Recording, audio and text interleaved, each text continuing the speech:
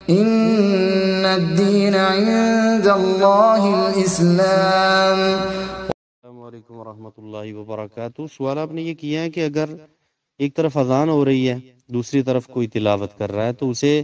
اذان کا جواب پہلے دینا چاہیے یا تلاوت مکمل کرنے کے بعد جواب دینا چاہیے؟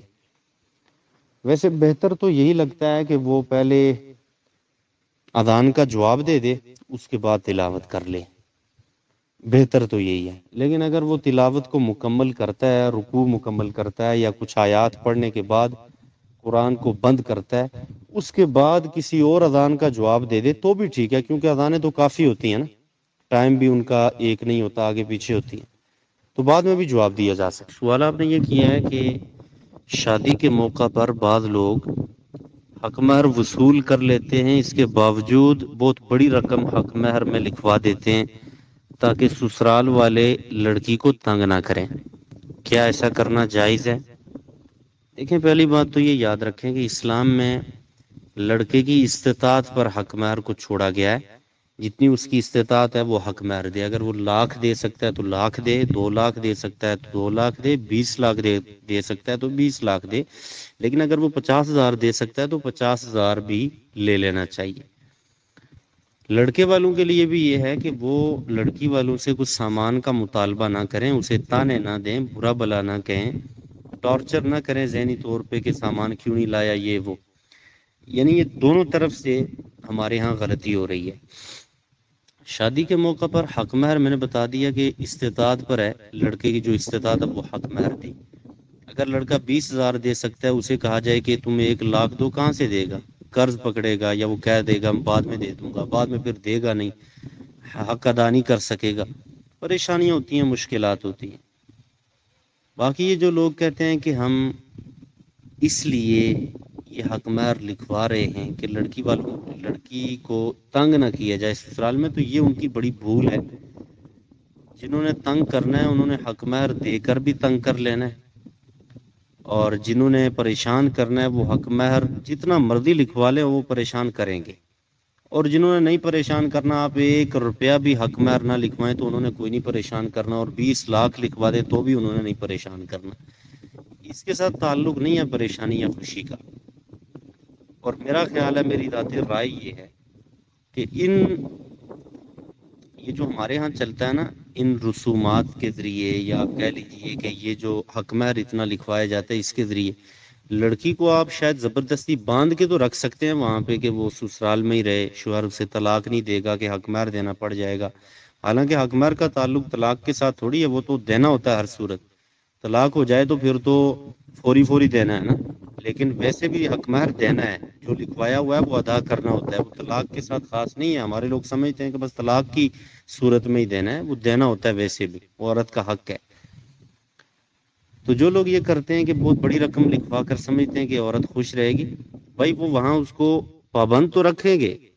اس کو طلاق دے کے فارغ نہیں کریں گے، لیکن کیا ذہنی سکون بھی اسے وہاں مل جائے گا پیسوں سے؟ ایسا تو کچھ نہیں ہوتا۔ اس لیے بے وقوفی ہے میرے علم کے مطابق۔ سوال آپ کا یہ ہے کہ میری دادی کو فوت ہوئے 35 سال ہو چکے ہیں اور آج ان کی قبر سے پانی نکل رہا ہے، اس کا کیا حل ہے؟ اس کی وجہ یہ ہو سکتی ہے کہ پانی کا رخ تبدیل ہو جاتا ہے نا بعض اوقات، یعنی کہ اس قبر کے قریب سے شاید پہلے پانی گزر رہا ہو اور رخ پانی کا تبدیل ہوا اور وہ قبر سے نکلنا شروع ہو گیا، تو یہ وجہ ہو سکتی ہے۔ باقی ممکن ہے تھوڑے دن بعد وہ خود ہی بند ہو جائے، جب خشک ہوگا نا زمین میں پانی تو وہ بند ہو جائے گا، پریشان ہونے کی ضرورت تو اس میں نہیں ہے۔ سوال آپ نے یہ کیا ہے کہ اگر کوئی عورت اپنے شوہر سے خلا لے تو اس کی عدت کیا ہے؟ جو عورت اپنے شوہر سے خلا لیتی ہے تو اس کی عدت ایک حیض ہوتی ہے، یعنی خلا کے بعد ایک حیض آ جائے، وہ حیض سے پاک ہو جائے تو بس اس کی عدت ختم ہو جاتی ہے،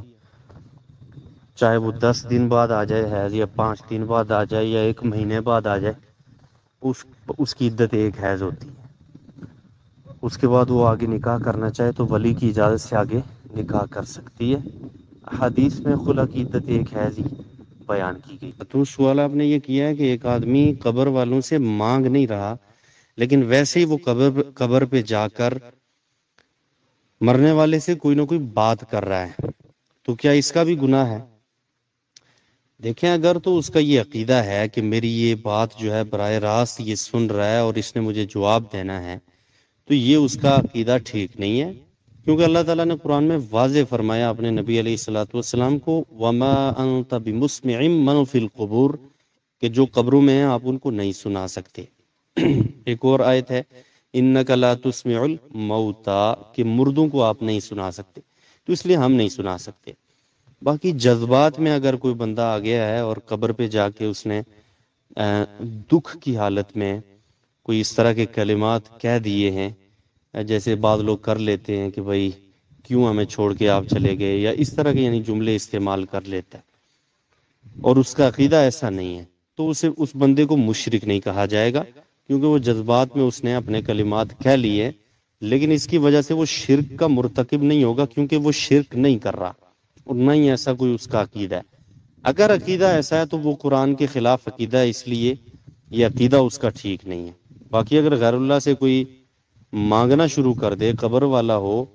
یا کوئی زندہ انسان ہو، ما فوق الاسباب جو چیزیں ہیں جو انسان کے اختیار میں نہیں ہیں، وہ اگر کسی زندہ سے بھی مانگیں گے تو شرک ہے، اور مردہ سے مانگیں گے تو بھی شرک ہے۔ باقی جذبات میں اگر کوئی اس طرح کے جملے استعمال کرتا ہے قبر پہ جا کے کرے یا اپنے گھر سے کرے، تو یہ اس کے جذبات ہو سکتے ہیں، لیکن حقیقت تو نہیں ہے نا، حقیقت تو نہیں ہے، وہ نہ اس کی بات کو اس نے سننا ہے اور نہ ہی اس نے کوئی جواب دینا ہے۔ بہرحال یہ اس کے جذبات ہیں، اس وجہ سے اسے مشرک ہم نہیں کہہ سکتے، کیونکہ وہ شرک نہیں کر رہا، یہ اس کے جذبات ہیں۔ باقی جو عقیدہ ہے اگر قرآن کے خلاف ہے تو یہ عقیدہ اس کا غلط ہے۔ یہ نبی علیہ الصلوۃ والسلام کے بارے میں الرحیق المختوم جو سیرت کی بڑی معروف کتاب ہے اور انعام یافتہ بھی ہے، اس میں لکھا گیا ہے کہ نبی علیہ الصلوۃ والسلام کا عرب کا جو دستور تھا اس کے مطابق 7ویں روز ختنہ کیا گیا۔ چونکہ جب نبی علیہ الصلوۃ والسلام پیدا ہوئے اس وقت کسی کو نہیں پتا تھا کہ یہ اللہ کے نبی ہیں، اس لیے انہوں نے عام بچے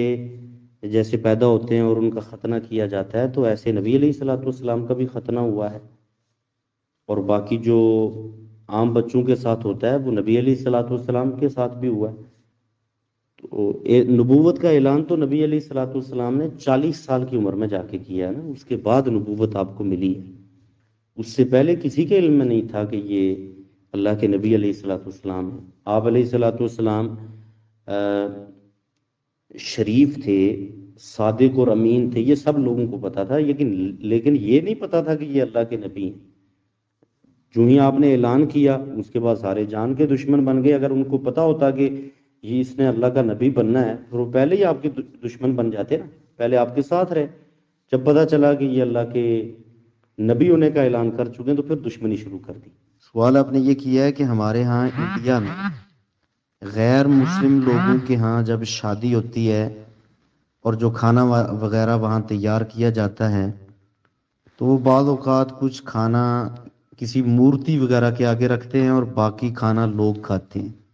تو کیا ایسے کھانے میں شریک ہوا جا سکتا ہے؟ اگر تو وہ غیر اللہ کے نام پہ کھانا تیار کرتے ہیں،